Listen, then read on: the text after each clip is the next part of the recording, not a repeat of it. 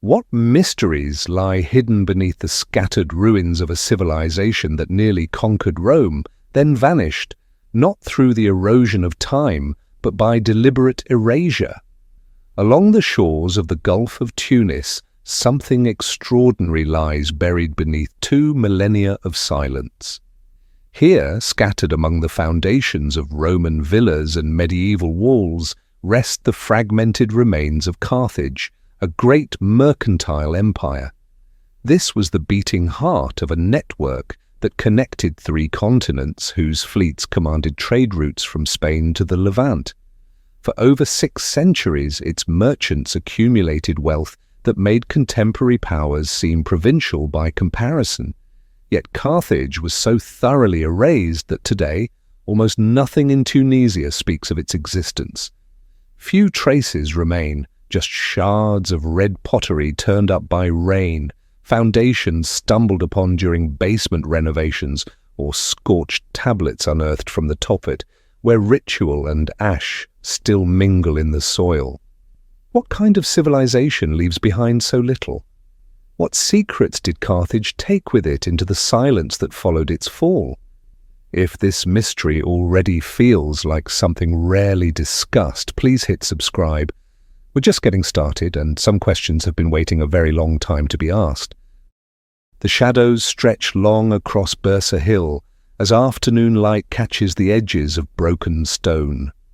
Red brick crumbles between tufts of wild grass, and here and there marble columns lie like fallen giants. In the midst of these scattered ruins, a fragment of carved stone gleams, an inscription in the angular script of a people whose voice has nearly vanished from the world. Carthage, it reads, the new city. This single fragment speaks across 28 centuries of silence. The sirocco carries the scent of salt and distant sand from the Sahara, breathing across stones that once formed the heart of an empire. From this hill, merchant princes once watched ships crowd the harbour below, vessels from the tin mines of Cornwall, the silver mountains of Spain, the ivory markets of Africa. The language they spoke, the records they kept, the stories they told their children, all of it has dissolved into whispers and shadows, yet the silence itself holds a mystery.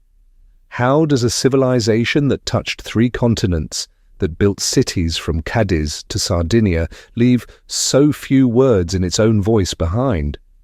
The story that survived the centuries speaks of exile and cunning. In the 9th century before Christ, when Tyre, a Phoenician maritime trade center, still commanded the eastern seas from its island fortress, a Phoenician princess fled westward with a handful of loyal followers. The Greek historian Timaeus recorded her name as Elissa, though later Romans would call her Dido. Her husband Acabas, high priest of the god Melkart, had been murdered by her brother King Pygmalion in his hunger for temple gold. Rather than submit to a fratricidal king, she chose the uncertainty of foreign shores. The ships that carried these refugees moved slowly across waters that grew stranger with each passing day.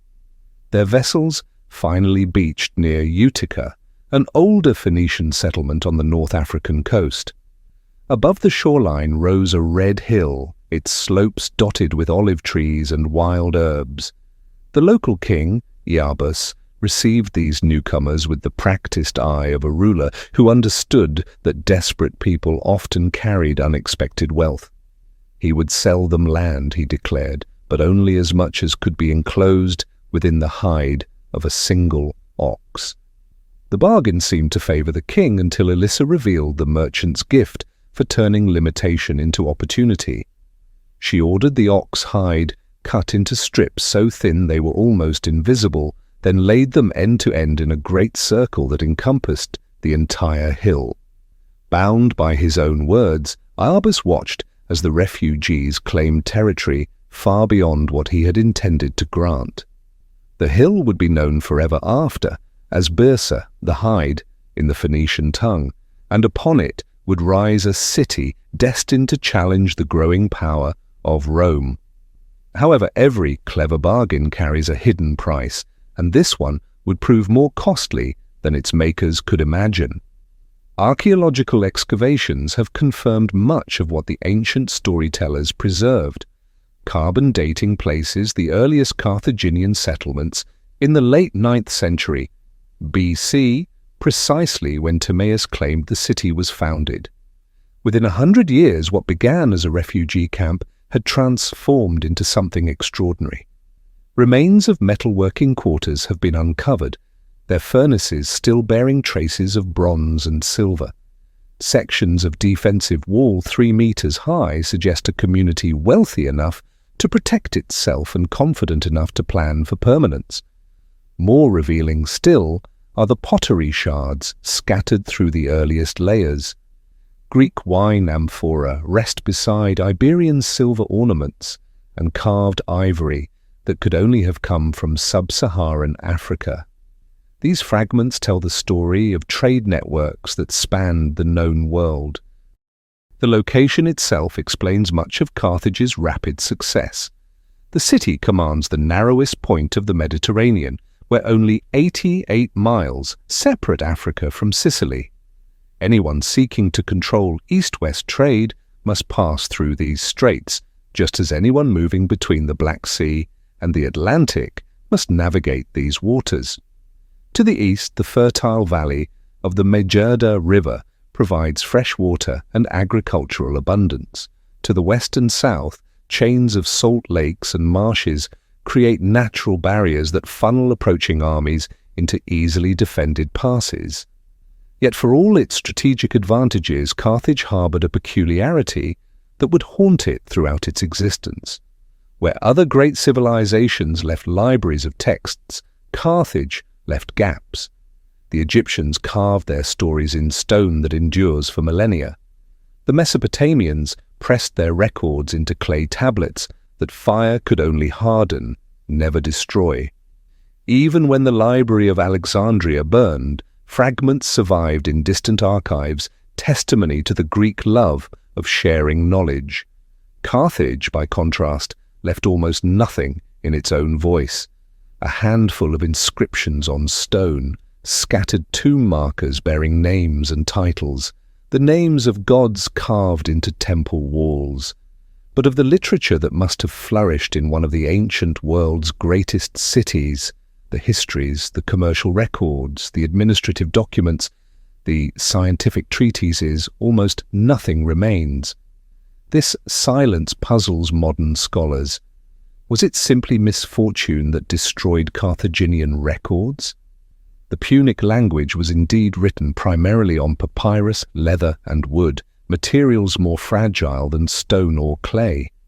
When Romans finally conquered the city in 146 BC, they were systematic in their destruction, not merely tearing down walls, but cursing the very ground and forbidding reconstruction. Perhaps centuries of salt air and Mediterranean storms completed the destruction of the remaining documents. Other explanations suggest themselves. Unlike the Greeks, who delighted in public discourse and scattered their ideas widely, the Carthaginians were merchants above all. They understood that information represented power, that trade routes were secrets worth guarding with one's life, that revealing the source of one's wealth invited unwelcome competition. In this light, the story of Dido's bargain with local king Iarbas is not merely cleverness, but the merchant's art of concealment, the ability to hide one's true intentions until the moment comes to act. The princess who transformed a single ox hide into a kingdom exemplified the Carthaginian genius for making much from little, for seeing possibilities that others missed. But Dido's tale ends in fire, and perhaps that too carries its own truth. King Iarbas, cheated of his bargain, demanded compensation in a form that left no room for clever interpretation. "Marry me," he told the princess, "or watch your new city burn. Submit to foreign rule or see your people scattered like ashes on the wind." The choice appeared stark, inevitable. Yet Dido had not fled one tyrant only to surrender to another. According to Justinus, she chose a third path, one that neither enemy nor ally could have foreseen. She ordered a great pyre built in the center of the settlement and climbed upon it before the assembled crowd. She was indeed going to her husband, she declared, but not the one who stood demanding her submission. She meant Asubas, murdered in distant Tyre, waiting for her in whatever realm the dead inhabit. The flames consumed her before anyone could intervene. In that act of self-sacrifice, she purchased her city's freedom with the one coin that could not be counterfeited or stolen, her own life. The legend suggests that Iarbas, faced with such resolve, abandoned his demand and left the Carthaginians to their hill. Later poets would reshape this story for their own purposes. Virgil made Dido a lovesick queen abandoned by the Trojan hero Aeneas, her suicide the act of a woman scorned rather than a ruler calculating the price of independence. But the older versions, closer to whatever kernel of truth may lie, buried in 3 millennia of retelling, paint a different picture.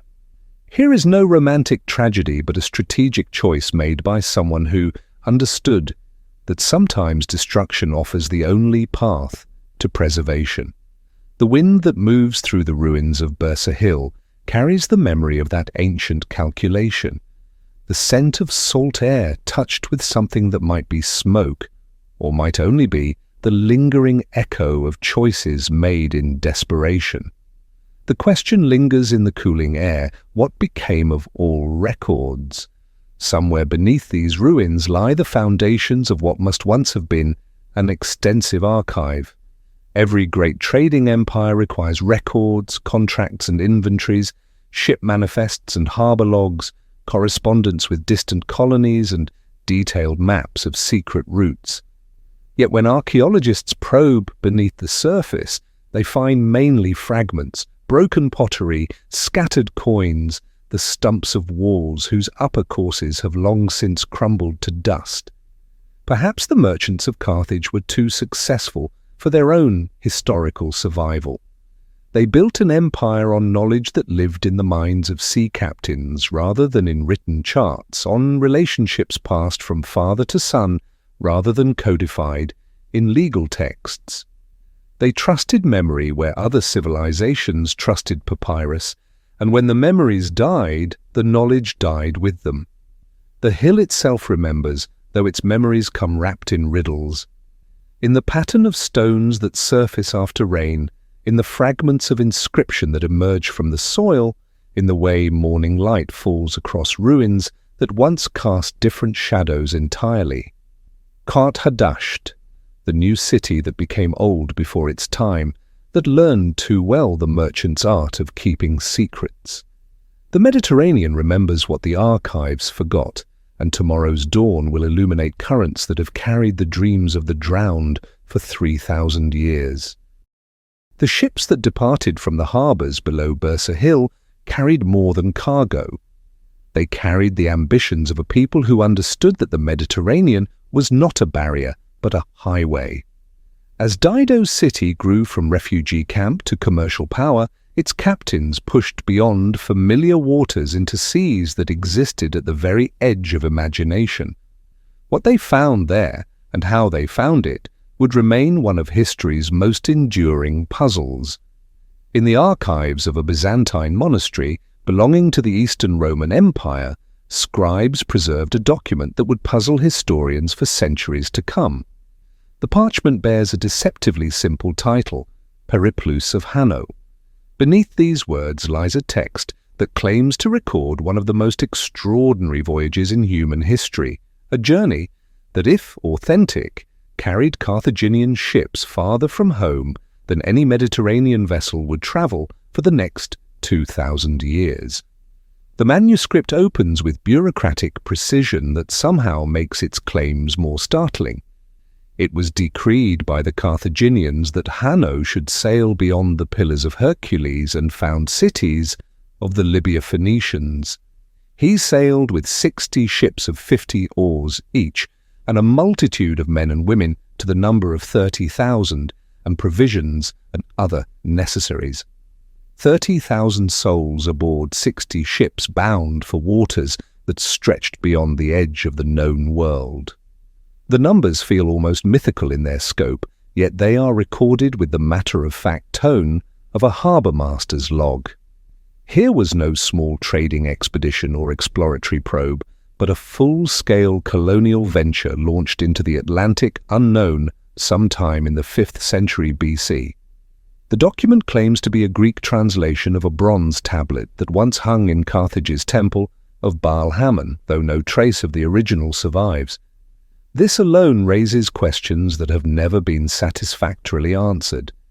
Did such an inscription ever exist, or does the Periplus represent later Greek embellishment of half-remembered Carthaginian achievements?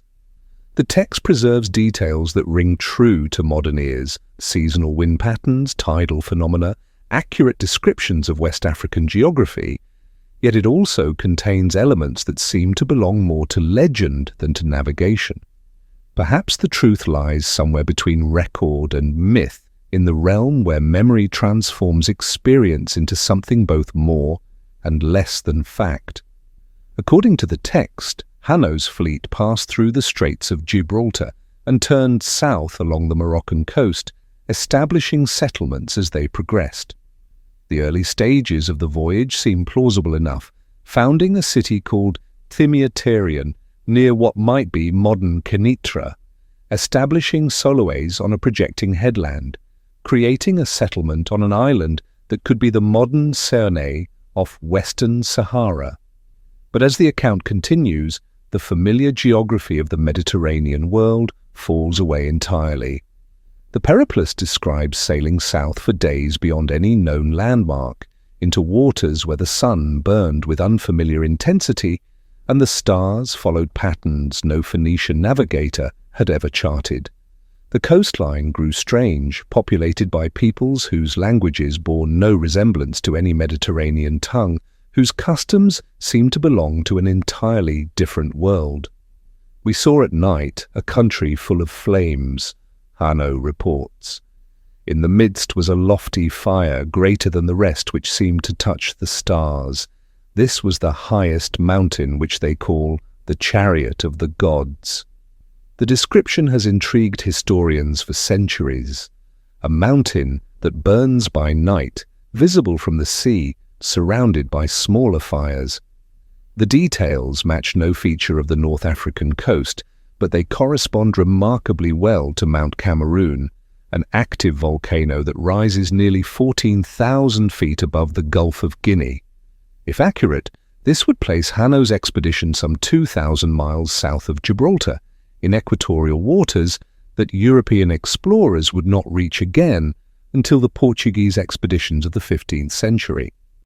The account grows stranger still as it describes encounters with creatures that seem to belong more to legend than to natural history.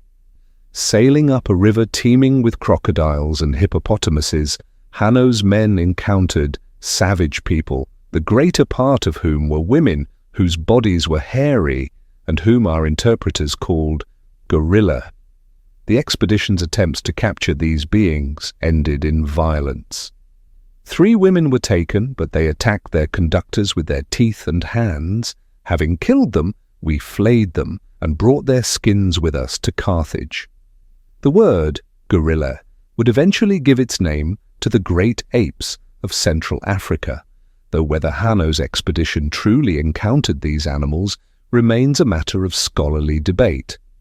The great apes do not naturally occur along the West African coast, and some researchers suggest the hairy women were chimpanzees, baboons, or even human tribes whose appearance seemed alien to Mediterranean eyes. Others point to the entire episode as evidence that the Periplus represents mythological embellishment rather than accurate navigation. The manuscript contains details that seem difficult to dismiss as pure invention, however. It describes seasonal winds that blow from the African interior, carrying dust and the scent of burning grassland. It mentions coral reefs and tidal patterns that match the Guinea coast with surprising accuracy. Most convincingly, it records the expedition's eventual decision to turn back when, our provisions failing us. the sort of practical consideration that argues for genuine rather than imaginary exploration.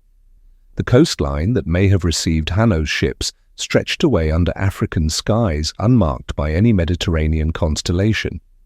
Dense forests came down to the water's edge, their canopy broken by rivers whose sources lay hidden in mountains no Carthaginian eye had ever seen.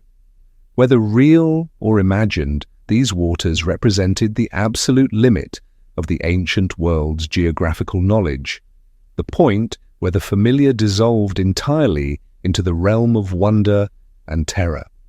While Hanno explored southward toward the equator, another Carthaginian navigator was pushing into equally mysterious waters in the opposite direction.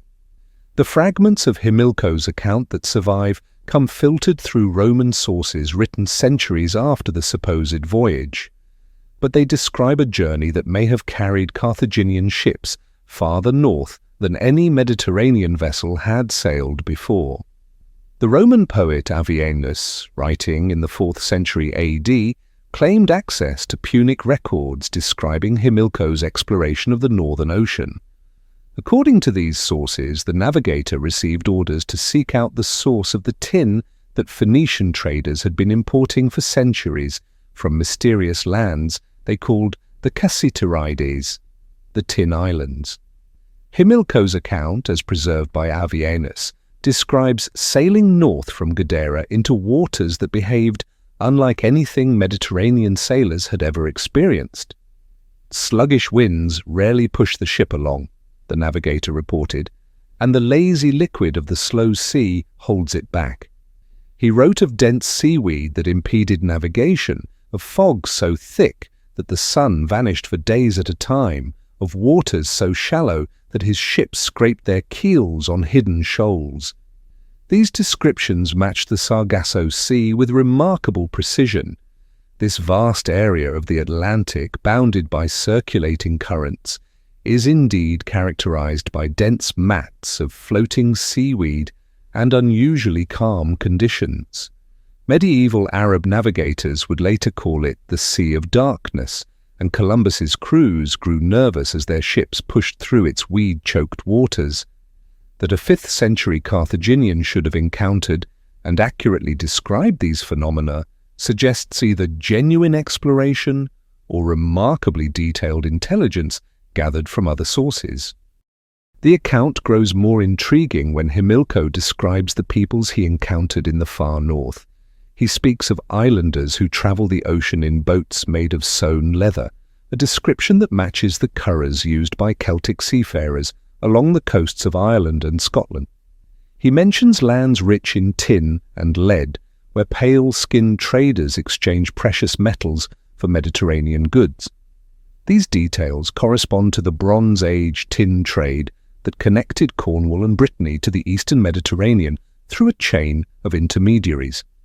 Most tantalizingly, the fragments suggest that Carthaginian navigators established regular contact with British and Irish traders centuries before Roman expeditions brought these islands within Mediterranean awareness. Archaeological evidence offers some support for this possibility. Bronze Age artifacts from Ireland show clear Mediterranean influence, while Phoenician goods have appeared in late Bronze Age contexts throughout Atlantic Europe. Whether Himilco truly sailed these northern waters or merely compiled reports from other navigators remains an open question. But together with Hanno's southern voyage, his expedition suggests a maritime network that may have spanned the Atlantic from the Arctic Circle to the equator, a reach that would not be attempted again until the age of exploration 2,000 years later. Both accounts prompt us to consider whether the Carthaginians possessed superior knowledge or technology, and if so, why so little of that survived their civilization's destruction.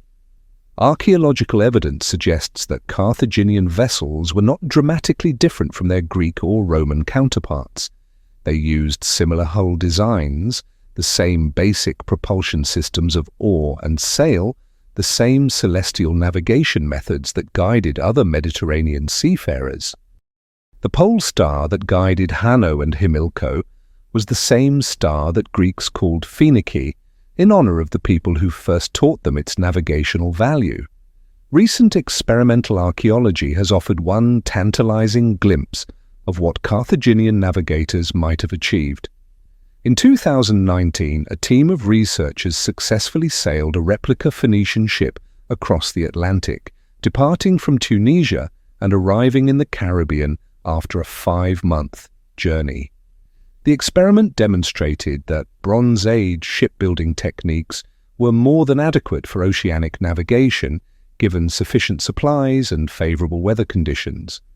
What may have set Carthaginian navigation apart was not superior instruments, but superior information. Unlike other maritime cultures which tended to share navigational knowledge through public instruction and widely copied texts, the Carthaginians appear to have treated such information as a closely guarded commercial secret. Navigation techniques passed from father to son within established trading families. Sailing directions, if they existed in written form at all, remained in private hands rather than public archives. This policy of secrecy extended to the network of harbours and supply stations that supported long-distance trade.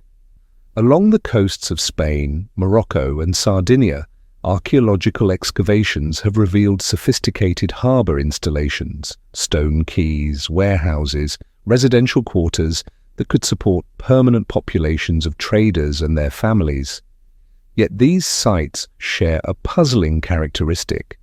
They appear to have been systematically dismantled when abandoned, their strategic secrets carefully hidden from potential competitors.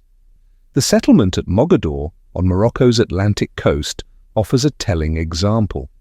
Excavations have revealed a flourishing Phoenician trading post, complete with purple dye workshops, a pigment so rare and labour-intensive that it was prized above gold, and storage facilities for African goods destined for Mediterranean markets.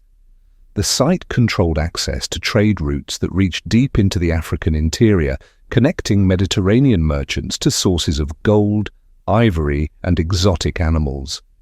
Yet when Mogador was finally abandoned, its inhabitants appear to have deliberately removed anything that might have revealed the sources of their wealth or the methods they used to acquire it. Similar patterns emerge at other Carthaginian outposts. At Lixus, near modern Larache in Morocco, archaeologists have found evidence of a major port that handled goods from throughout West Africa. Storage facilities contain traces of gold from the Niger River, ivory from Sudan, rare animals destined for Mediterranean arenas. Yet the site preserves almost no written records, no harbour logs, no commercial correspondence that might illuminate how this extensive trade network actually functioned.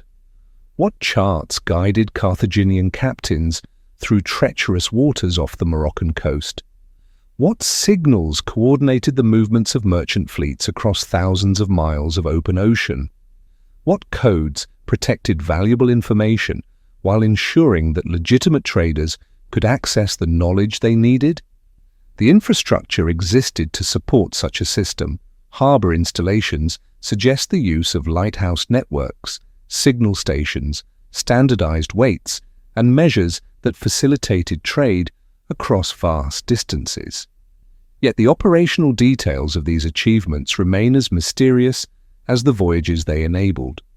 The strategy that preserved Carthaginian commercial dominance for centuries ultimately ensured that their achievements would be largely forgotten when their civilization finally collapsed. Unlike the Greeks, who scattered their knowledge widely through public discourse and copied manuscripts, or the Romans, who documented everything with bureaucratic thoroughness, the Carthaginians might concentrate critical expertise in the hands of a few trusted families. When Roman armies destroyed Carthage in 146 BC, they eliminated not just a rival city, but an entire knowledge system. The families that died in the siege took with them sailing directions that could never be reconstructed, commercial relationships that had been carefully cultivated over centuries. Even more devastating was the systematic destruction of Carthaginian infrastructure throughout the Western Mediterranean.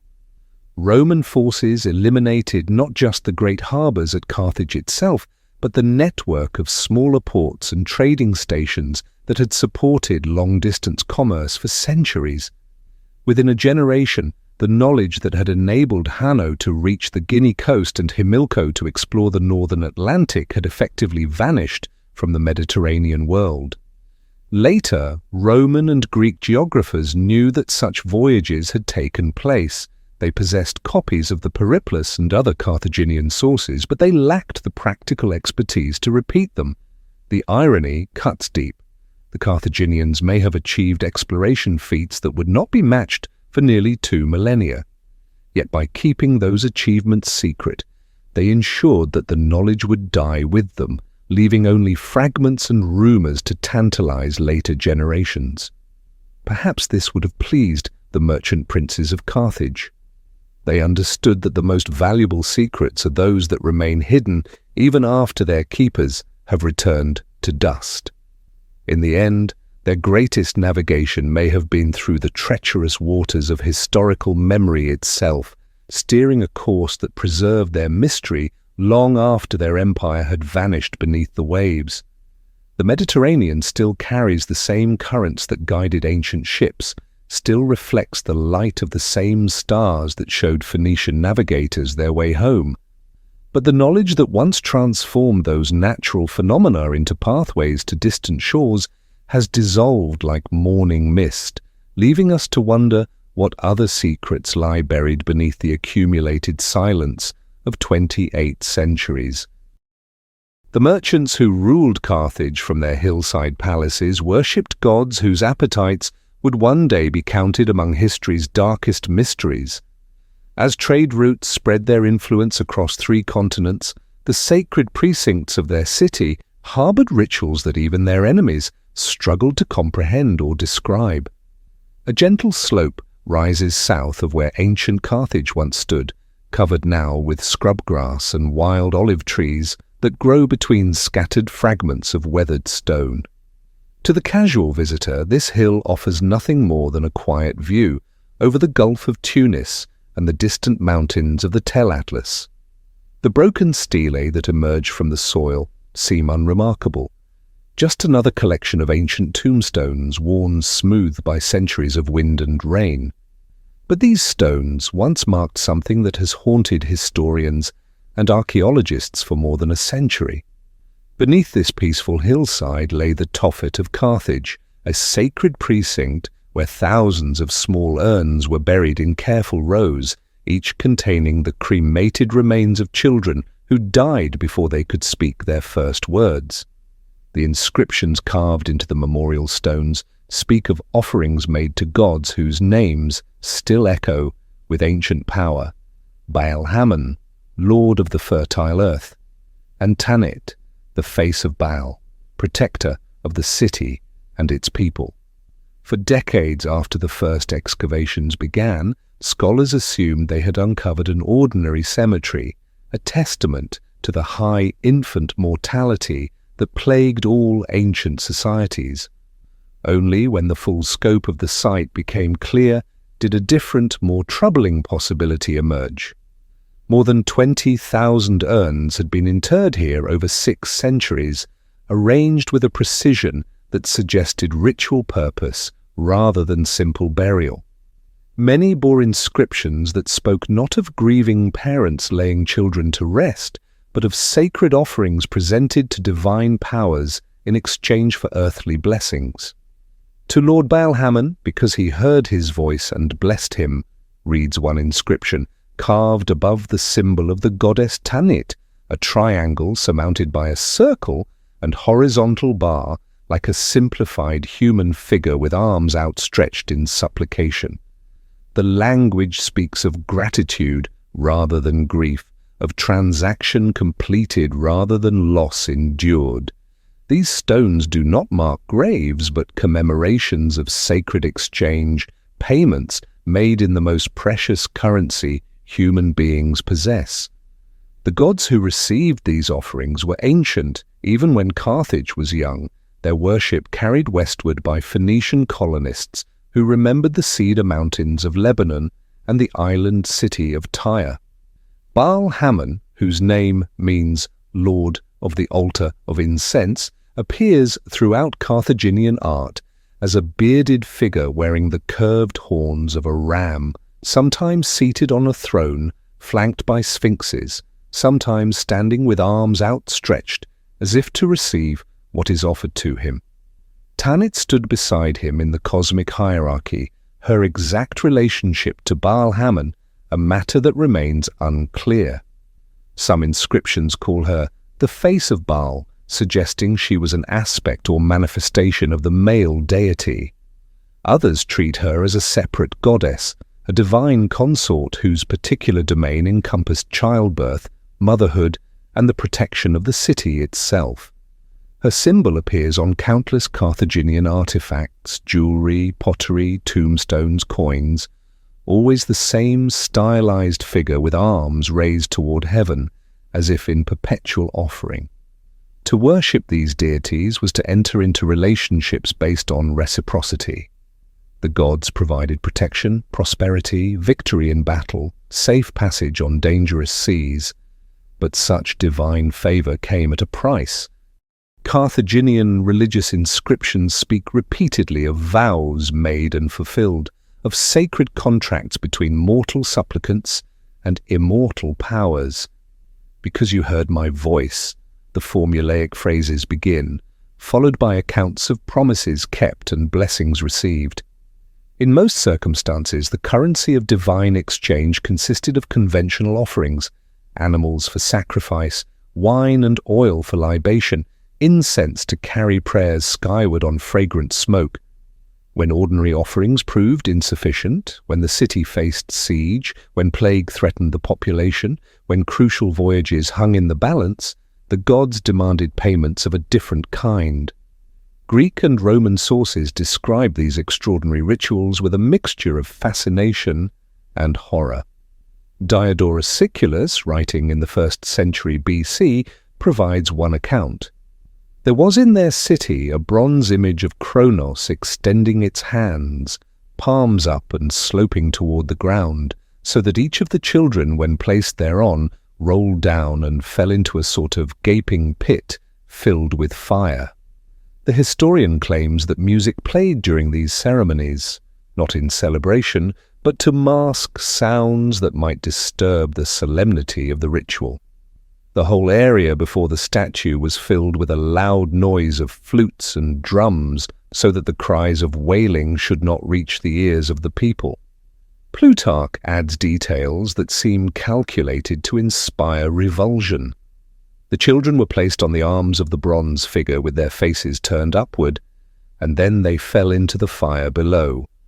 The mothers stood by without a tear or moan, but should she utter a single cry or let fall a single tear, she had to forfeit the money, and her child was sacrificed nevertheless. These accounts come from writers who had reason to exaggerate Carthaginian practices for propaganda purposes, Romans and Greeks who sought to portray their enemies as barbarous and alien. The descriptions are extreme, carefully crafted to inspire revulsion, leading many modern historians to initially dismiss them as pure invention, products of ancient prejudice rather than reliable testimony. The stones in the Tophet tell a different story, one written in a language that has proven more difficult to dismiss. The archaeological evidence that emerged from systematic excavation of Carthaginian burial sites paints a picture both more complex and more disturbing than either ancient propaganda or modern skepticism suggested. The urns buried in the Tophet contain the cremated remains of children, most of them newborns or infants, who died within their first months of life. Analysis of the bone fragments has revealed evidence of exposure to extreme heat, temperatures consistent with cremation, but also potentially consistent with other forms of burning. The burials follow chronological sequences with distinct layers corresponding to different periods of Carthaginian history. During times of crisis, the Greek sieges of the 5th century BC, the Roman invasions of the 3rd, the number of burials increases dramatically, sometimes by factors of 10 or more. The correlation between military threat and ritual activity is too consistent to be coincidental, too systematic to represent mere fluctuations in infant mortality. Similar patterns appear at other Carthaginian sites throughout the Western Mediterranean. The Tophet at Motia in Sicily, the sacred precinct at Tharos in Sardinia, the burial ground at Nora, all follow the same architectural principles, all contain the same types of offerings, all bear inscriptions that speak of children given to the gods in exchange for divine favor. The uniformity of practice across such a wide geographical area suggests that these rituals were not local aberrations, but central features of Carthaginian religious life, codified traditions passed down through generations. Physical anthropologists who have studied the remains found in these sites report evidence that complicates simple interpretation. Some bone fragments show signs of trauma that occurred before death, injuries that could have resulted from violence, but could equally have resulted from difficult births or medical conditions that were invariably fatal in the ancient world. Other remains show no such evidence, suggesting that these children died of natural causes before being cremated and buried according to religious custom. The age distribution of the remains tells its own story. The vast majority of the children buried in the Tophet died within their first month of life, with significant numbers showing evidence of prenatal death or birth complications. In an era when infant mortality rates may have exceeded 30%, it would not be surprising to find large numbers of children who died before they could be properly named or integrated into their families. Interspersed among these expected casualties of ancient life are smaller numbers of children who clearly survived their first weeks or months before meeting their end in the sacred precinct. These remains raise questions that have never been satisfactorily answered, implications that extend beyond archaeological interpretation into regions of human motivation and divine appeasement that resist comfortable explanation. The silence that surrounds these questions reflects uncertainty about the nature of religious experience in societies whose values and assumptions differ fundamentally from our own. To ask whether Carthaginian parents actually murdered their children in ritualized ceremonies is to impose modern categories of understanding on practices that may have operated according to entirely different frameworks. Consider the possibility that the distinction between natural death and ritual sacrifice was not as clear-cut in the ancient world as it appears to modern observers. In a society where divine intervention was considered a normal part of everyday life, the death of a child might have been interpreted as a sacred event, regardless of its immediate medical cause. The gods who controlled the boundaries between life and death could claim their offerings through disease and accident just as easily as through human agency. From this perspective, the Tophet represents not necessarily a site of murder, but a sacred space where the divine will was acknowledged and honored through appropriate ritual response. Parents who had promised their children to the gods in exchange for specific favors might have understood themselves as fulfilling sacred obligations when those children died, regardless of whether the deaths resulted from human action or divine intervention. The inscriptions that accompany the burials support this interpretation to some degree. They speak consistently of vows fulfilled rather than tragedies endured, of divine favor received rather than innocent lives lost. The language suggests a religious framework in which the death of children served a sacred purpose, contributing to the welfare of the community through the maintenance of proper relationships with divine powers. Most disturbing are the accounts found in ancient sources of procurement practices that seem designed to ensure a steady supply of sacrificial victims. Plutarch's reference to parents buying little ones from poor people suggests a commercialized system that transformed sacred ritual into economic transaction. Some Tophet sites includes remains of children who show signs of malnutrition or abuse prior to death, implying that at least some victims were not beloved family members offered reluctantly to the gods, but expendable individuals acquired specifically for ritual purposes. The truth about what happened in the Tophet probably encompasses elements of all these possibilities. Some children buried there undoubtedly died of natural causes and were honored through appropriate religious ceremonies. Others may have been ritually killed as part of urgent appeals for divine intervention. Still others might have been acquired through commercial transactions and sacrificed according to religious formulas that had lost their original emotional and spiritual content. The priests who presided over these rituals have left no written accounts of their motivations or methods, no theological treatises explaining the cosmic principles that justified their actions. Like so much else about Carthaginian civilization, their voices have been silenced by the destruction of their libraries and the dispersion of their communities. We are left to reconstruct their world from fragments, broken stones, scattered bones, the testimony of enemies who had reason to distort what they witnessed. The stones themselves speak with a clarity that transcends the limitations of hostile sources and archaeological interpretation. The mothers and fathers who commissioned these memorial stones believed that their children's deaths had purchased something of value: victory in battle, prosperity in trade, protection from plague and famine. They invested the ultimate sacrifice with ultimate meaning, transforming personal loss into communal gain through the mediating power of religious ritual. Whether their beliefs were justified, whether the gods they worshipped actually existed or responded to their offerings, remains beyond the reach of historical investigation. The Tophet represents the sustained and organized religious effort of the Carthaginians, a multi-generational commitment to maintaining proper relationships with the cosmic forces that controlled human destiny.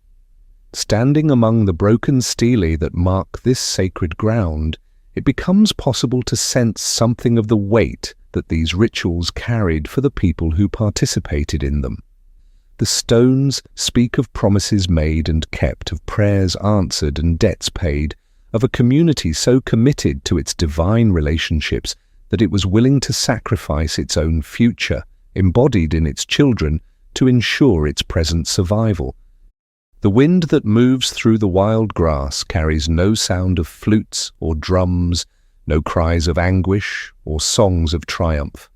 Time has reduced one of history's most emotionally charged religious practices to a scatter of archaeological evidence and scholarly debate.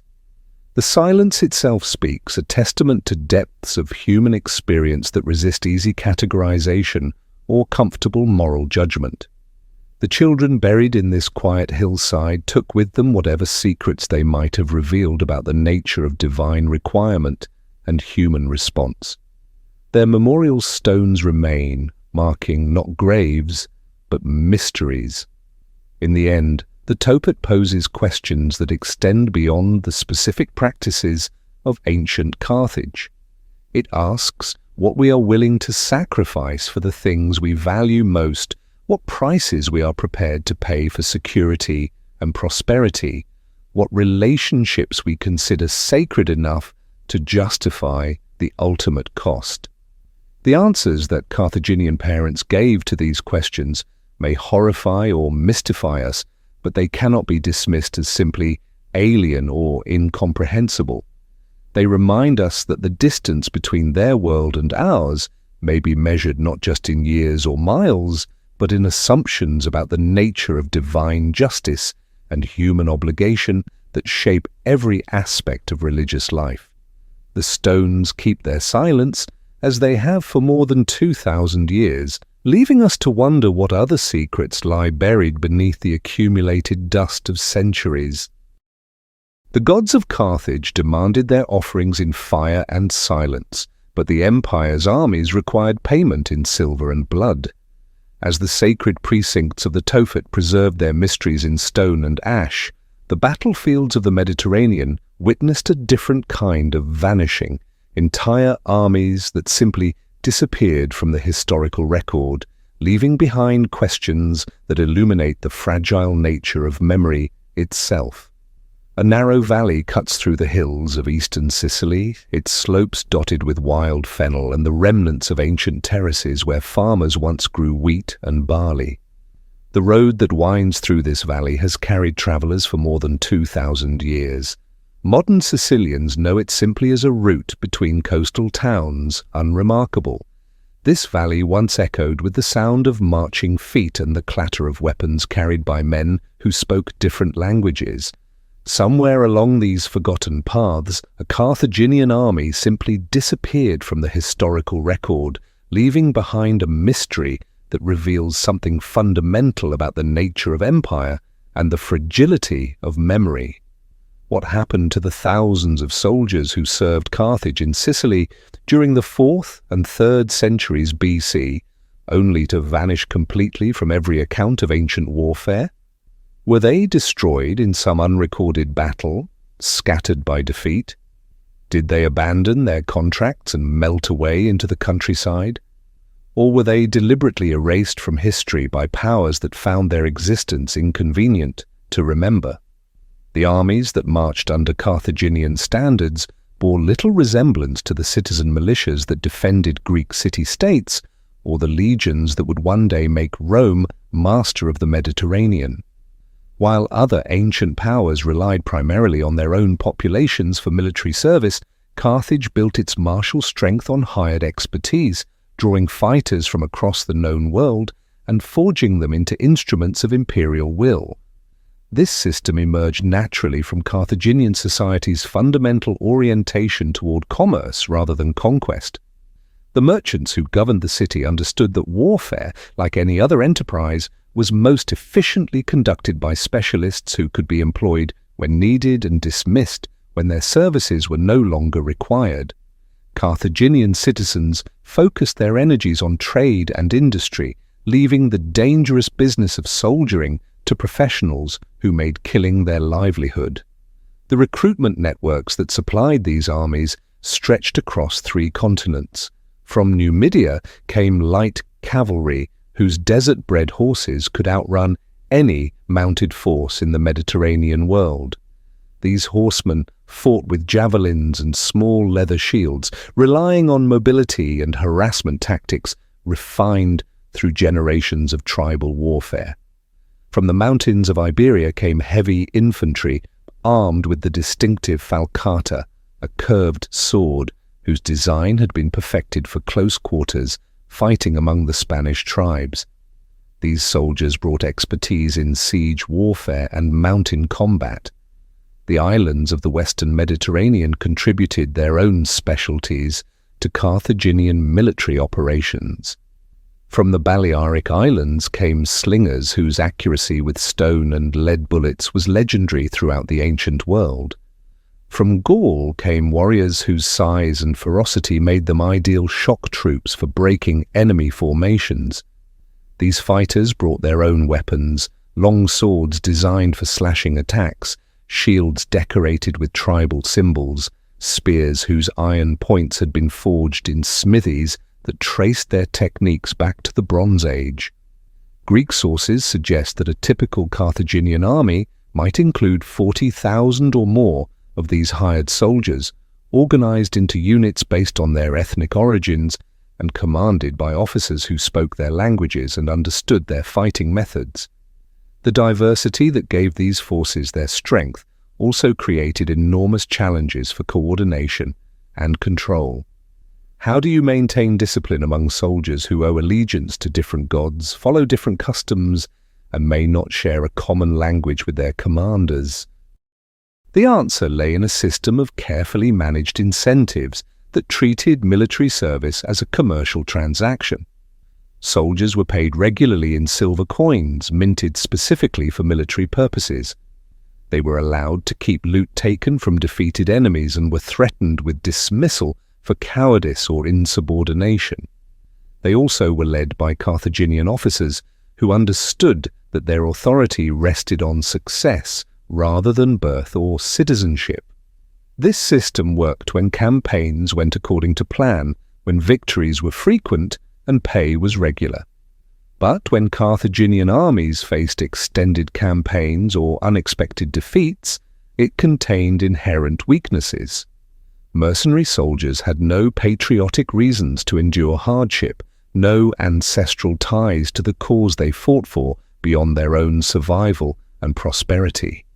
When such armies broke, they broke completely, and the men who composed them often vanished from history as if they had never existed. The Sicilian campaigns of the 4th century BC provide the clearest example of how thoroughly such disappearances could occur. Ancient sources describe multiple Carthaginian expeditions to the island, massive military operations that required months of preparation and enormous financial investment. Ships loaded with soldiers, weapons and supplies crossed the narrow strait between Africa and Sicily regularly, carrying armies large enough to threaten even the most powerful Greek city-states. The Greek historian Diodorus Siculus provides scattered references to these operations, describing armies that numbered in the tens of thousands and campaigns that lasted for multiple fighting seasons. His accounts mention specific battles and sieges, individual commanders and tactical innovations, the rise and fall of fortunes that characterized warfare in this volatile region. At certain points in these narratives, however, the historical record becomes strangely incomplete. Diodorus will describe a Carthaginian army arriving in Sicily with great fanfare, establishing itself in some strategic location, beginning operations against Greek forces, and then the account simply stops. The army disappears from the narrative without explanation, leaving readers to wonder whether it achieved its objectives, suffered defeat, or simply abandoned the campaign and returned home. One such mystery surrounds a force that landed in eastern Sicily sometime in the 340s BC, during a period of particularly intense conflict between Carthage and the tyrant Timoleon of Syracuse. Ancient sources describe this army as unusually large and well-equipped, drawn from across the Carthaginian Empire and commanded by experienced officers. The expedition was launched with ceremony from Carthage, blessed by priests and supported by the full resources of the state. Contemporary accounts track this force through its initial operations, establishing a fortified camp, conducting successful raids against Greek settlements. Then, abruptly, all references to it cease. Later, narratives pick up the thread of Sicilian warfare, as if this entire army had never existed, focusing instead on different forces operating in other parts of the island. What happened to these soldiers? The most obvious explanation is that they suffered some catastrophic defeat that ancient historians chose not to record in detail.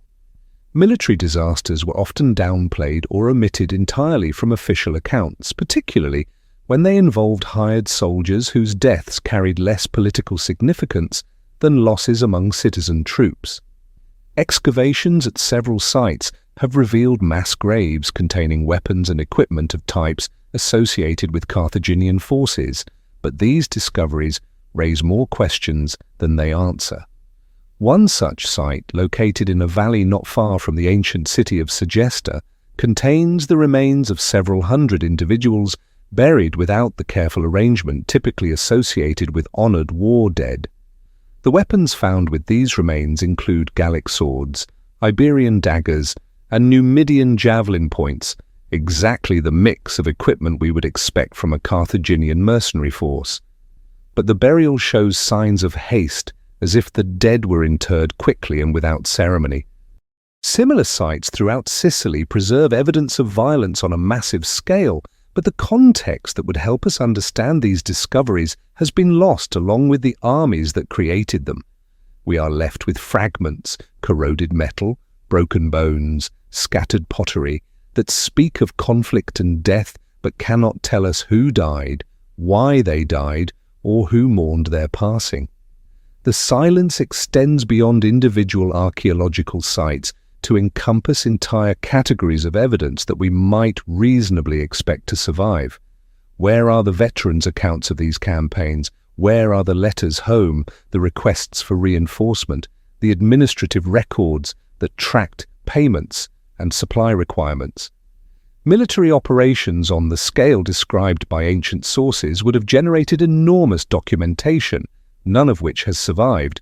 Part of the explanation surely lies in the systematic destruction of Carthaginian records that followed the city's final defeat in 146 BC by Roman.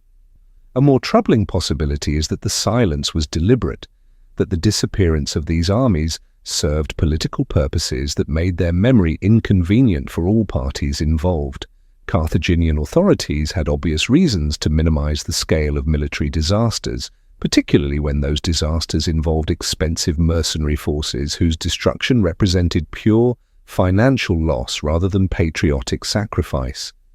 The men who disappeared into these historical voids left behind more than just archaeological fragments and scholarly puzzles.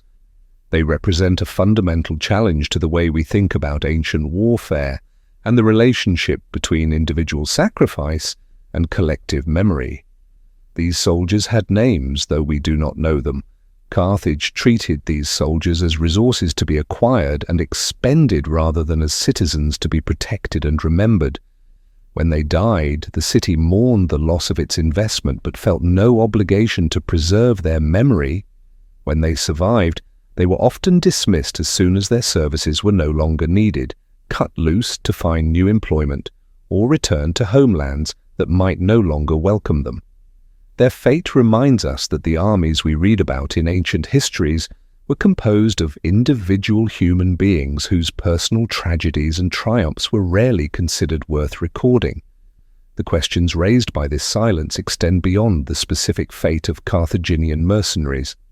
They ask us to consider how many other armies, how many other stories have vanished from history simply because they served powers that found their memory inconvenient or irrelevant. The merchants of Carthage built an empire on the calculated use of expendable resources, human and otherwise. When those resources were exhausted, they were discarded and forgotten, leaving behind mysteries that may never be solved. The mercenary armies that vanished into historical silence had served as instruments of Carthaginian ambition, but one man would transcend the limitations of hired loyalty to become something far more dangerous, a general whose personal genius could challenge the destiny of nations. His name was Hannibal Barca, and the shadow he cast across the ancient world still darkens our understanding of what might have been. The mysteries that surround his greatest achievements remain as impenetrable today as the mountain passes he chose for his most audacious gamble. Where exactly did he lead his army through the Alps along paths that cartographers still debate?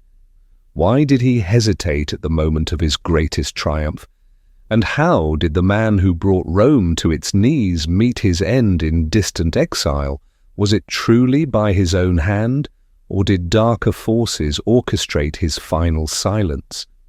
Autumn mist clung to the mountains in 218 BC as one of the most audacious military expeditions in human history began its climb toward the roof of Europe. Below, the valleys of Gaul spread away in shades of gold and rust, their rivers catching the pale sunlight like veins of silver. Above, the peaks of the Alps rose into clouds that promised snow and death in equal measure. Hannibal Byrsa rode at the head of a column that stretched for miles behind him, more than 50,000 infantry, 9,000 cavalry, and 37 war elephants whose calls echoed off granite walls that had never heard such sounds before. The army that followed him spoke different languages and carried weapons forged in smithies from Cadiz to Carthage, from the Atlas Mountains to the shores of the Black Sea. They were the distillation of Carthaginian military power, the finest soldiers that money could buy and experience could train. Ancient sources preserve fragments of the calculation that drove this massive force into the mountains. Rome controlled the sea lanes between Africa and Italy, making a direct assault impossible. The Alpine passes, treacherous as they were, offered the only route to the heart of Roman power that avoided the enemy's naval supremacy. If Hannibal could reach the Po Valley with his army intact, he might rally the recently conquered Gallic tribes to his cause and threaten Rome itself. The strategy was brilliant in conception, terrifying in execution. No army of comparable size had ever attempted to cross the Alps with all its equipment and baggage trains intact. The logistics alone should have been impossible, feeding tens of thousands of men and animals for weeks in terrain that could barely support scattered villages, moving siege equipment and supplies through passes where a single rockfall could block progress for days. Modern historians have spent centuries trying to identify the exact route Hannibal chose for this crossing. The ancient sources, primarily Polybius and Livy, both writing long after the events they describe, provide tantalizing clues without definitive answers. References to specific landmarks, distances traveled, and geographical features create a puzzle that has inspired dozens of theories without consensus. The Col de la Traversette, high in the Alps between France and Italy, has emerged as a leading candidate in recent decades. At nearly 10,000 feet above sea level, it would have challenged even experienced mountain soldiers, let alone an army burdened with elephants and heavy equipment. Archaeological investigations have uncovered deposits of organic material that could date to Hannibal's passage. Traces of horse dung and disturbed soil layers that suggest the movement of large numbers of animals through terrain that normally sees only occasional travelers. Other scholars favor more northern routes through passes like Mont Cenis or the Little St. Bernard, arguing that these lower altitude crossings would have been more practical for such a large force. Ancient references to specific tribal territories and Roman defensive positions seem to support these theories, creating geographical constraints that narrow the possible routes considerably. The mystery deepens when we consider that Hannibal's crossing may have been far less unprecedented than later accounts suggest. The Alps had been traversed by traders and small military forces for centuries before Hannibal arrived. Celtic tribes regularly moved through the high passes, and Roman merchants had established trade relationships with communities on both sides of the mountain barrier. Some modern scholars argue that Hannibal simply followed existing trade routes, perhaps enlarged and improved for his particular needs, following paths that local guides knew intimately. The legendary difficulty of the crossing in this interpretation represents later embellishment designed to enhance the glory of Hannibal's achievement rather than accurate historical reporting. The truth may lie somewhere between myth and practicality, in a crossing that was genuinely difficult and dangerous without quite being the superhuman feat that ancient sources describe. What cannot be disputed is the cost of the achievement. When Hannibal finally descended into the Po Valley, his army had been reduced by nearly half. The elephants, those living symbols of Carthaginian power, had suffered particularly heavy losses. Only a handful survived the crossing, and most of those would die during the brutal Italian winter that followed. The men who emerged from the Alps bore little resemblance to the confident force that had begun the ascent weeks earlier. Frostbite, exhaustion, and disease had taken their toll, leaving survivors who were hardened beyond anything European warfare had yet produced. They had crossed the threshold between the possible and impossible, transforming themselves in the process into something that would haunt Roman nightmares for decades to come. The battlefield at Cannae would demonstrate just how completely those surviving soldiers had been transformed by their ordeal. On a summer morning in 216 BC, Hannibal deployed his forces across a plain in southeastern Italy and proceeded to orchestrate what military historians still consider one of the most perfect tactical victories in recorded history. The Roman army that faced him was the largest force the Republic had ever assembled, more than 80,000 men drawn from across Italy and commanded by both consuls, the highest magistrates of the Roman state. They came to Cannae confident that sheer weight of numbers would overwhelm the foreign invader who had been terrorizing their countryside for 2 years. The mathematics seemed simple. Roman soldiers were individually the equal of any opponent, and they outnumbered Hannibal's forces by nearly 2-1. Hannibal understood Roman thinking better than the Romans understood their own strengths and weaknesses. He had studied their tactical methods during years of warfare in Spain, observed their responses to different types of challenges, identified the cultural and military assumptions that shaped their approach to combat. Now, on the carefully chosen ground at Cannae, he would use that knowledge to turn Roman strength into Roman catastrophe. The battle began conventionally enough, with skirmishing between light troops and cavalry actions on the flanks. As the morning progressed, the main Roman force advanced in their traditional formation, dense columns of heavy infantry that had proved irresistible against every enemy they had faced in Italy. The Carthaginian centre, composed primarily of Gallic and Spanish troops, gave ground slowly, falling back in apparent disorder as Roman weight pressed against them. What the Romans could not see was the careful choreography being executed on both flanks of their advancing columns. Hannibal's African veterans, his most reliable troops, had been positioned not in the centre where they might be expected, but on the wings where they could remain concealed until the critical moment. As the Roman advance gained momentum, these disciplined formations wheeled inward, transforming what appeared to be Roman success into the jaws of a trap. The Numidian cavalry, those desert horsemen who had followed Hannibal across the Alps, completed the encirclement by sweeping around the rear of the Roman position. In a matter of hours, the largest army in Roman history found itself surrounded by a force it had expected to destroy through simple numerical superiority. What followed was not a battle, but a massacre. Trapped in an ever-tightening circle, unable to maneuver or retreat, the Roman legions were systematically destroyed. Ancient sources report that nearly 70,000 Romans died that day, including both consuls, dozens of senators, and thousands of young men from the leading families of the Republic. It was a casualty rate that would not be matched in Italian warfare until the industrial slaughters of the 20th century. The field after Cannae presented a vision that would haunt classical literature for centuries to come. Bodies lay piled in heaps where the fighting had been thickest, Roman eagles trampled into blood-soaked earth, the proud standards of the legions scattered among the dead like broken promises.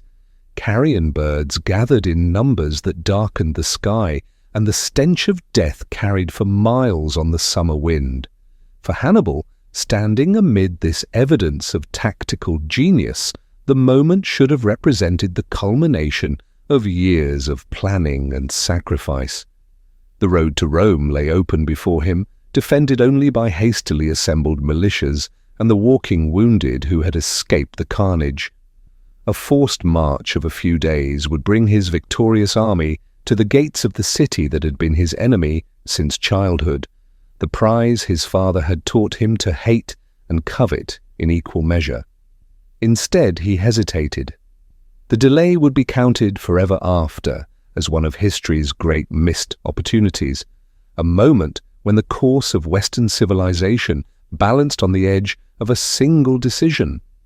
Later, Roman writers would claim that divine intervention protected their city in its hour of greatest peril. Carthaginian sources, had they survived, might have offered different explanations for their general's caution. Modern historians have proposed numerous theories to explain Hannibal's failure to march on Rome. Perhaps his army, exhausted by the intensity of the fighting at Cannae, lacked the strength for an immediate assault on heavily fortified positions. Perhaps he hoped for reinforcements from Carthage that never materialized, additional troops and siege equipment that would have made the capture of Rome a certainty rather than a gamble. Or perhaps Hannibal never intended to destroy Rome completely, that his strategy aimed at forcing a negotiated settlement rather than total conquest. A general who understood the political realities of his position might have recognized that the complete destruction of Roman power would leave Carthage isolated in a hostile Mediterranean, surrounded by enemies who would inevitably combine against the new hegemon. The truth died with Hannibal himself, leaving only the stark fact of opportunity lost and the long, slow decline that followed. For 13 more years, Hannibal would remain in Italy, his army gradually weakening as Rome rebuilt its strength and learned to avoid direct confrontation with its most dangerous enemy. The Romans adopted a strategy of patient attrition, refusing battle while systematically destroying Hannibal's supplies and cutting his lines of communication with Africa. While Hannibal fought deep inside Italy, Carthage itself was being drained by another front, a relentless Roman campaign in Spain. That region, once the backbone of Hannibal's military machine, was now slipping from Carthaginian control.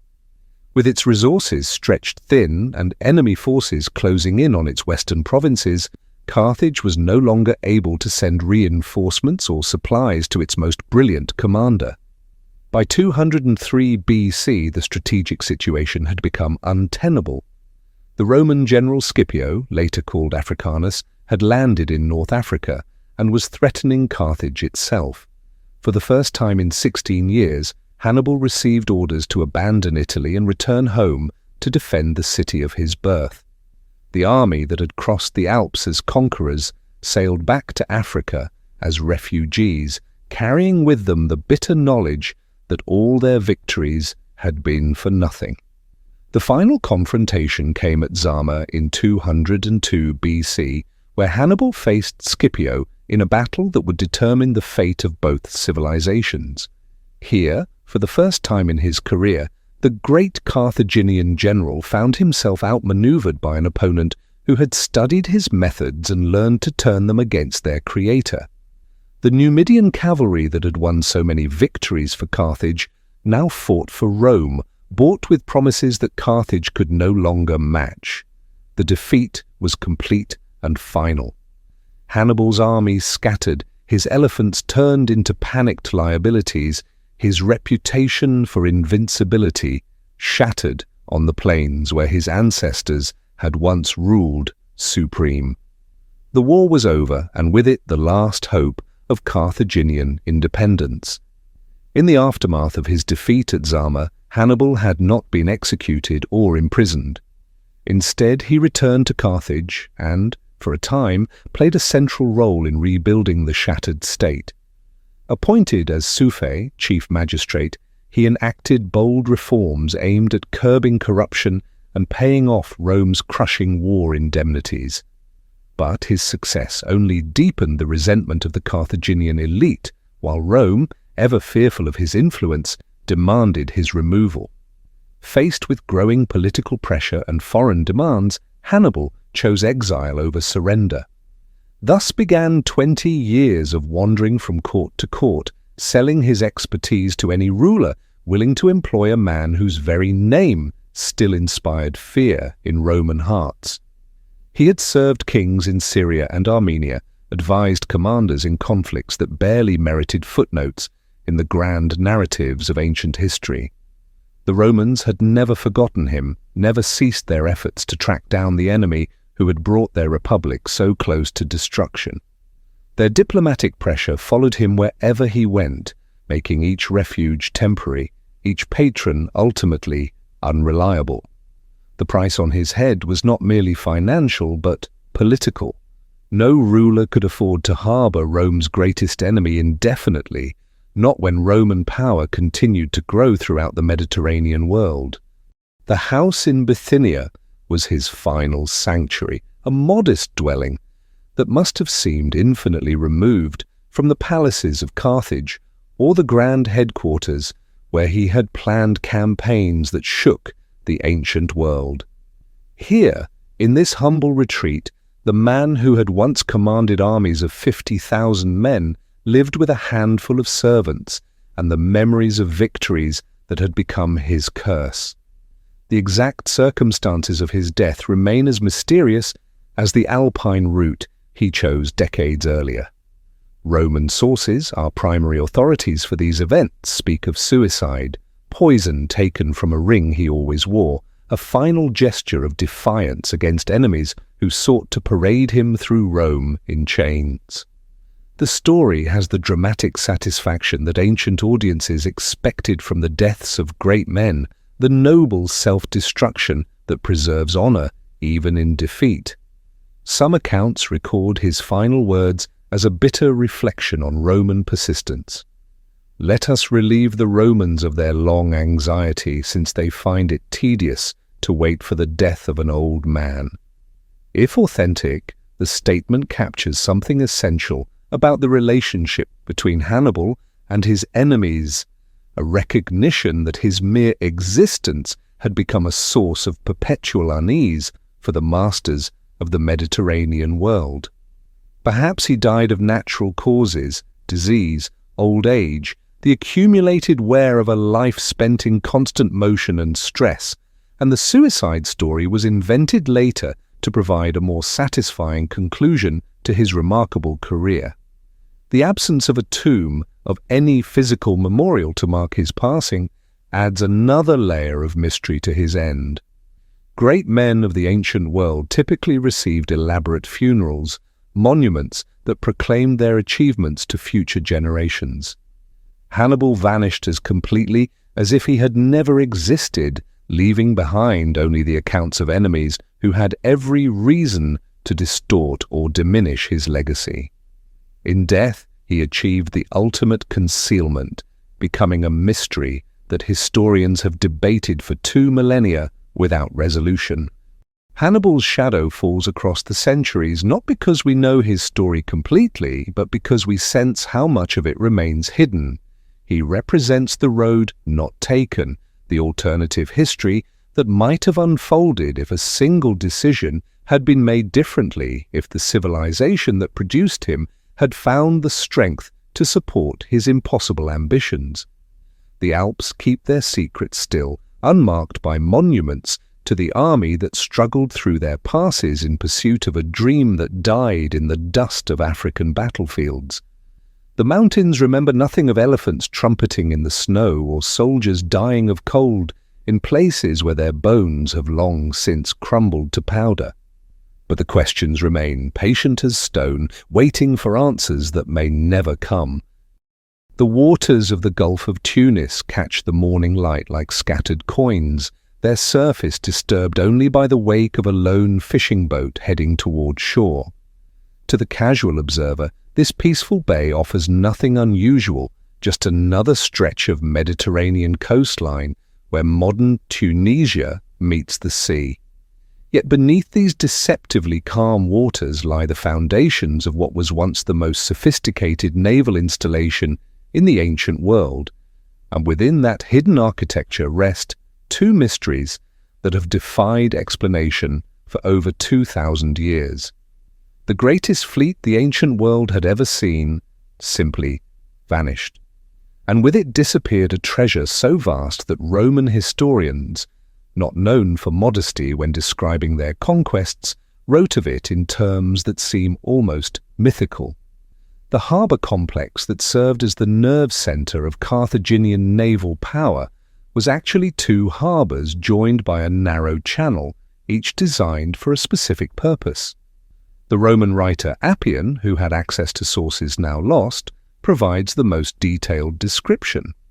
The outer harbour, rectangular and businesslike, handled the merchant traffic that made Carthage wealthy: grain ships from Sicily, silver vessels from Spain, luxury goods from Egypt and the East. The inner harbour was something else entirely. Perfectly circular and surrounded by high walls that blocked the view from land or sea, it contained ship sheds for more than 200 warships arranged around a central island where the admiral maintained his headquarters.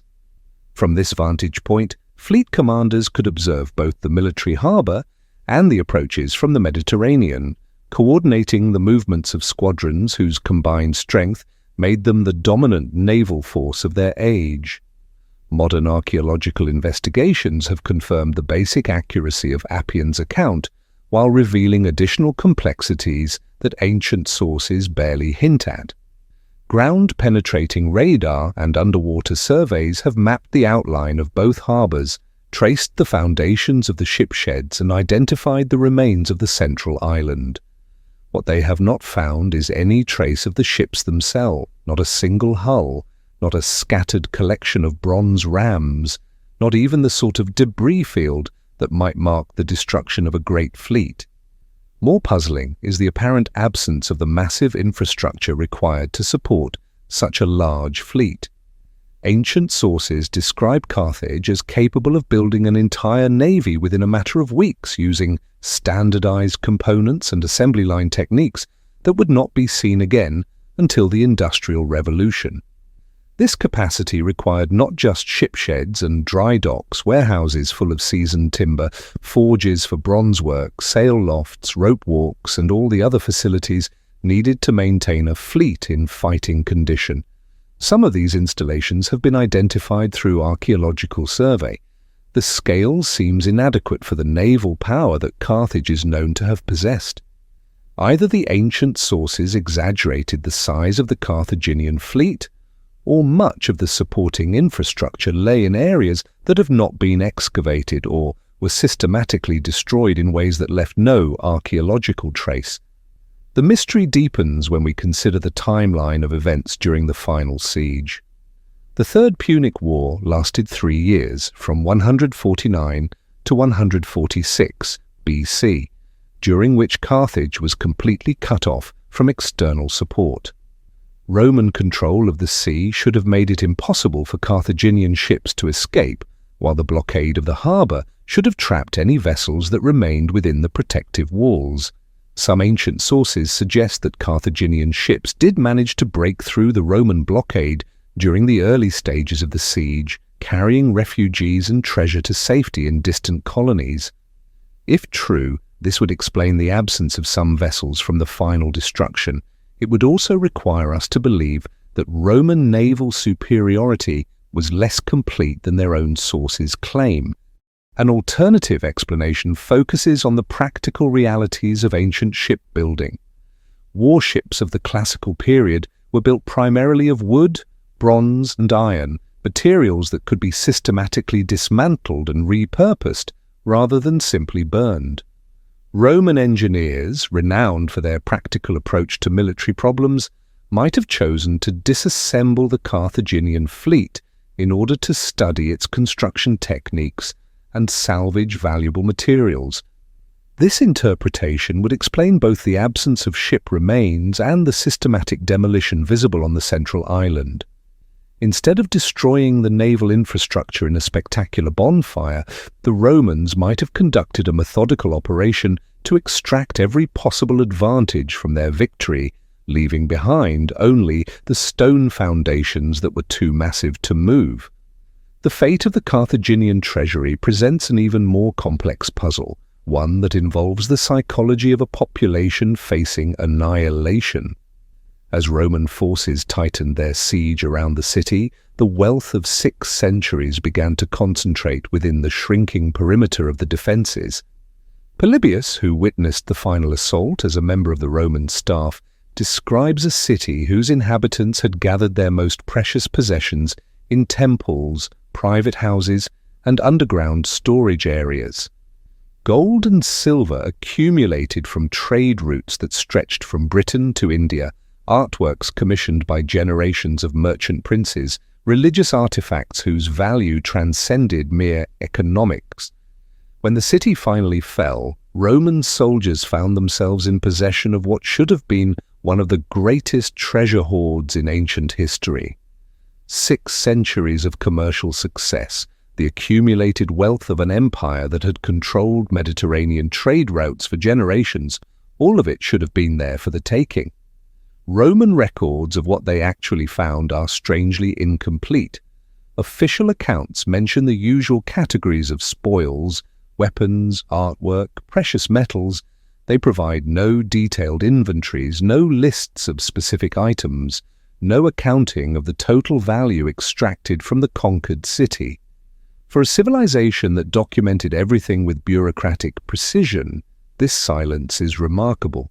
The absence of detailed records becomes more strange when compared to Roman accounts of other major conquests.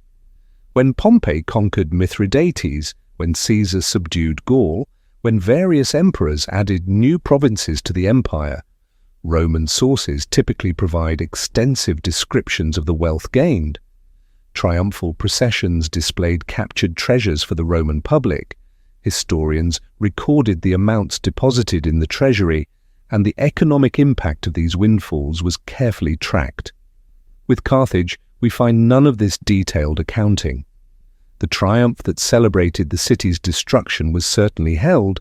Descriptions focus more on the symbolic aspects of victory than on the material gains. It is as if the Romans were deliberately vague about what they had actually found in the ruins of their greatest enemy. Several explanations suggest themselves for this unusual reticence. The most obvious is that the treasure had already been removed before the Romans arrived.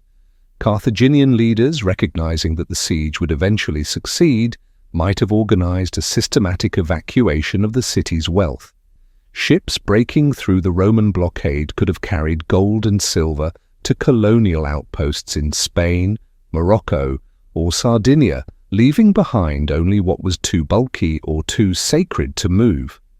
Archaeological evidence provides some support for this theory. Excavations in former Carthaginian colonies have uncovered hoards of coins and precious objects that seem to date to the period of the final siege. The quantities involved are significant but not enormous, suggesting either that the evacuation was only partially successful. A darker possibility is that the Romans did find substantial treasure but chose to conceal the extent of their discovery. Admitting that Carthage had been far wealthier than Rome itself might have undermined the narrative of Roman superiority that justified the city's destruction. Better to downplay the economic aspects of the victory and emphasize instead the elimination of a dangerous enemy. This interpretation gains credibility when we consider the broader context of Roman expansion during this period. The conquest of Carthage coincided with military campaigns in Spain, Greece, and Asia Minor that were generating enormous wealth for the Roman state. Acknowledging that a single African city had been richer than all of these other conquests combined might have raised uncomfortable questions about Roman priorities and methods. The modern visitor to the site of ancient Carthage confronts this absence directly. The harbour installations that Appian described in such detail are barely visible as low foundations scattered among residential neighbourhoods.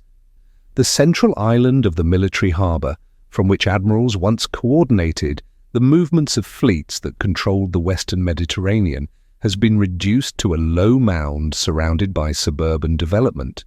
Archaeological markers indicate the locations of ship sheds and administrative buildings, but the visitor must use considerable imagination to visualize the bustling naval base that once occupied this quiet space. Beneath the calm surface of the modern harbour, magnetometer surveys have detected anomalies that could represent shipwrecks, anchors, or other maritime artifacts. The patterns suggest human activity on a massive scale, consistent with the operation of a major naval facility over several centuries. But the specific identity of these buried objects remains unknown, protected by sediment, and the technical challenges of underwater excavation in a working port. The treasure, if it still exists, lies even deeper, not just beneath the earth, but beneath the accumulated layers of subsequent civilizations.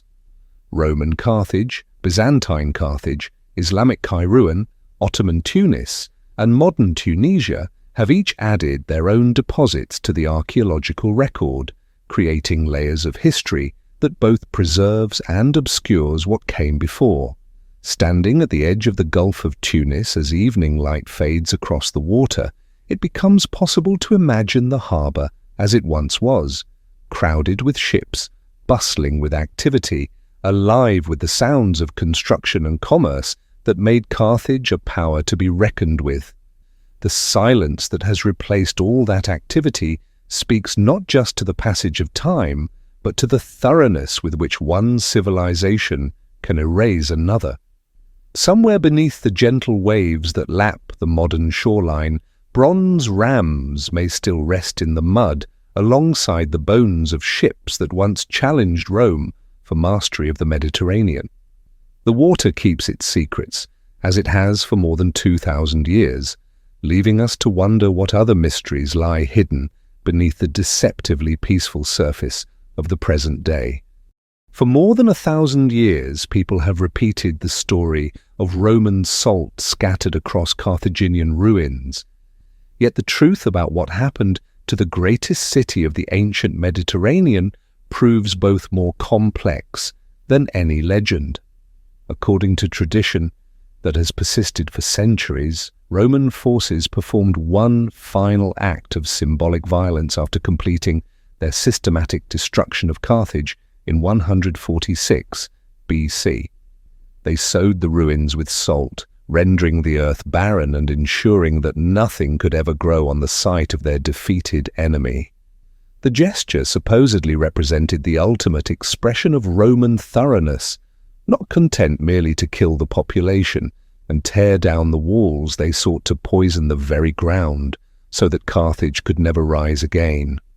The story appears in countless histories, novels, and films, becoming so embedded in our understanding of ancient warfare that few pause to question its accuracy. Salt as a symbol of desolation runs through ancient literature, from the destruction of Sodom and Gomorrah to the cursing of rebellious cities. The image of Roman soldiers ceremonially scattering white crystals across blackened ruins satisfies our expectation of how such momentous events should be commemorated. There is one problem with this compelling narrative. No ancient source actually records it happening. Polybius, who witnessed the destruction of Carthage firsthand as a member of the Roman expedition, provides detailed accounts of the city's final siege and capture. He describes house-to-house fighting that consumed the urban core, flames that reduced entire districts to ash, systematic dismantling of walls and public buildings. He mentions the cursing of the site and the prohibition against rebuilding. Nowhere does he reference salt or any attempt to poison the soil. Appian, writing somewhat later, gives an even more comprehensive account of the city's destruction, the weeping of Carthaginian survivors as they watched their homeland disappear, smoke that rose from the ruins for days after the fighting ended. Again, no mention of salt appears in his record. Livy, Dio Cassius, and other Roman historians who chronicled the Punic Wars provide similarly detailed accounts without reference to soil salting. The silence is particularly significant given these writers' tendency to emphasize symbolic gestures and ritualistic elements in their narratives. If Roman forces had indeed performed such a dramatic act of desecration, it seems unlikely that every contemporary source would have failed to mention it. The salt story appears to be a much later invention, possibly dating to the medieval period when Christian writers sought dramatic metaphors for divine punishment and worldly destruction. The image proved so powerful that it gradually became accepted as historical fact, repeated by generations of scholars who failed to trace it back to its non-existent ancient sources. If the Romans did not curse Carthaginian soil with salt, how did they ensure that their enemy's city would never threaten them again? The answer reveals a more sophisticated and ultimately more effective approach to the obliteration of memory. When archaeologists first began systematic excavations at Carthage in the 19th century, they encountered a puzzle that initially seemed to confirm the completeness of Roman destruction. Digging into Byrsa Hill, the ancient citadel of the Punic city, they found extensive remains from the Byzantine period, substantial foundations from the Roman era, remarkably few traces of the Carthaginian civilization that had supposedly dominated the site for over 6 centuries. Where were the Punic houses, the Carthaginian temples, the infrastructure that must have supported a population of several 100,000 people? Early excavators concluded that Roman demolition had been so thorough that virtually nothing remained of the pre-conquest city. The absence of significant Punic remains seemed to validate ancient accounts of systematic destruction, even without the legendary salt. Only gradually did a more complex picture emerge. The Romans had indeed destroyed Carthage. Their method was more subtle and perhaps more devastating than simple demolition. Rather than leaving the site empty and barren after around a century, they had rebuilt it as a Roman city, using the destruction of the Punic settlement as the foundation for something entirely new. The process began with the systematic mining of Carthaginian ruins for building materials. Stone blocks from Punic temples became foundations for Roman bathhouses. Marble columns from Carthaginian palaces were repurposed for Roman forums. The harbours that had sheltered Phoenician merchant vessels were redesigned to accommodate Roman naval requirements. Every useful element of the conquered city was extracted and recycled, while everything else was buried under layers of new construction. This approach eliminated most visible traces of Carthaginian achievement, making it easier for the new inhabitants to forget their predecessors. And it created a palimpsest effect where the Roman city literally wrote itself over the Punic text, making the earlier civilization increasingly difficult to read as time passed. The strategy proved remarkably effective. When the Roman colony of Colonia Julia Carthago was established in 29 BC, its layout followed Roman urban planning principles with little regard for the Punic city that had occupied the same space. Subsequent layers of construction, Byzantine churches, Islamic palaces, medieval fortifications, colonial administrative buildings, modern suburbs, continued the process of burial and transformation. Each generation built upon the ruins of its predecessors, creating an archaeological layer cake that preserved elements of Carthaginian civilization while making them increasingly inaccessible to investigation. The result was a thriving city that had erased most traces of what came before. The complex stratigraphy of the Carthage site mirrors a deeper truth about the nature of cultural destruction and historical memory. Cities, like civilizations, are rarely completely erased. More commonly, they are transformed, adapted, and overwritten by their successors in ways that preserve elements of what came before while making them difficult to recognize or interpret. In the Cathedral of St. Louis, built by French colonial authorities on the summit of Byrsa Hill, visitors can see fragments of ancient masonry incorporated into 19th century Neo-Byzantine architecture. The building materials include stones that may have come from Punic temples, Roman basilicas, and medieval fortifications, creating a physical palimpsest that embodies centuries of cultural layering. Local residents occasionally discover pieces of this buried history during routine construction projects. A basement excavation reveals a section of Punic wall with intact decorative elements. Road construction uncovers a Roman mosaic that in turn overlies a Carthaginian floor. These accidental discoveries serve as reminders that the ancient city has not vanished, but continues to exist in fragmentary form throughout the modern urban landscape. Each piece of ancient stonework, each buried wall, each fragment of decorated pottery represents a point of connection between the present and a past that official history had declared dead and buried. Recent discoveries of Punic inscriptions in unexpected locations suggest that the Carthaginian language continued to be used long after the supposed death of Carthaginian civilization. Archaeological evidence indicates that some Carthaginian religious practices persisted under Roman rule, disguised as worship of Roman deities with similar attributes.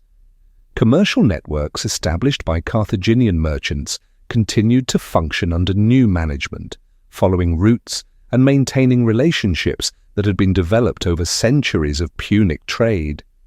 Standing today on Byrsa Hill, looking out over the Gulf of Tunis, where Carthaginian merchant vessels once crowded the harbours, it becomes possible to see the modern city not as a replacement for what was lost, but as the latest layer in a continuous process of urban evolution that stretches back nearly 3 millennia. The apartments and office buildings that dot the hillside occupy the same strategic positions that Carthaginian planners chose for their own structures. The roads that connect modern Tunis to its suburbs often follow routes that were first laid out by Punic engineers. The harbour facilities that serve contemporary shipping utilize deep-water approaches that were originally developed to accommodate Bronze Age vessels. The radar images that now penetrate the soil beneath Tunis reveal not a dead city waiting to be exhumed, but a living archaeological resource that continues to influence the urban development taking place above it. The Romans may never have scattered salt over the ruins of Carthage, but that no longer matters. The land itself, soaked with Carthaginian blood, sweat, and tears, remains alive. It still supports life, still nurtures growth, and still holds deep in its layers the memories of those who once called this place home.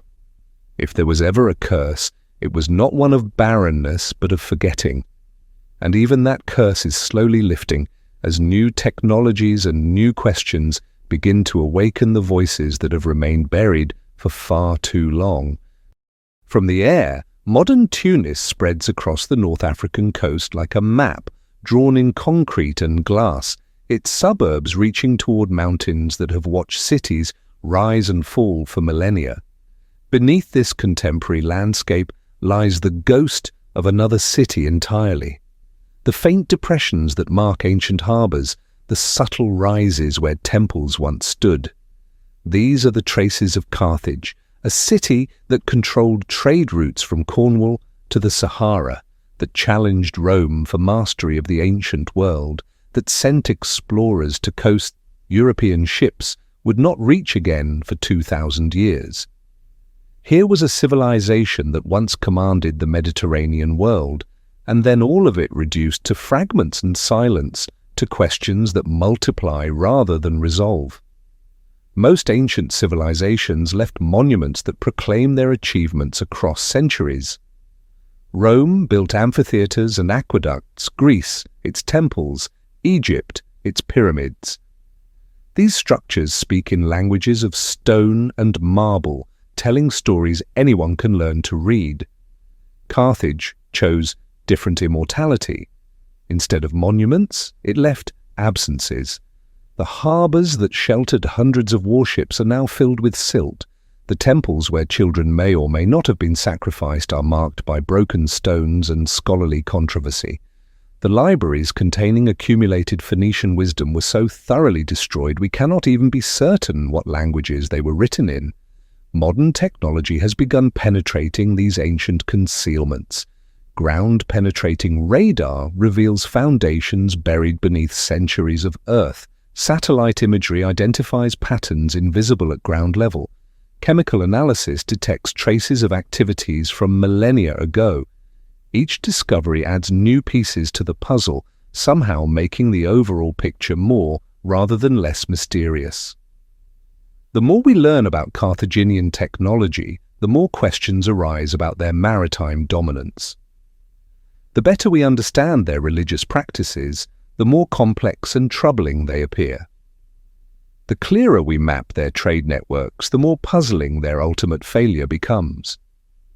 Late afternoon sun slants across the site, casting shadows that shift as light moves toward evening. In those shadows, it becomes possible to imagine other figures moving through these spaces, merchants calculating profits from distant ventures, children playing forgotten games, priests conducting rituals whose purpose remains opaque. The wind carries no scent of purple dye or incense, no sound of ship bells from ancient harbours. The voices that once filled these spaces with different languages have fallen silent, leaving only the whisper of moving air through broken stones. Something persists in this quiet place, something that transcends archaeological discovery. The questions Carthage poses are ultimately about human ambition and achievement, about success and failure, about how civilizations are remembered or forgotten. In the gathering dusk, the archaeologist continues her work, adding fragments to humanity's incomplete understanding of its past. The city beneath keeps its secrets still, yielding them slowly, one broken pottery shard at a time. Somewhere in that accumulated silence, Carthage continues to exist, not as it was, but as it chose to become. A question mark written in dust and memory, a civilization that achieved immortality by refusing to be completely understood.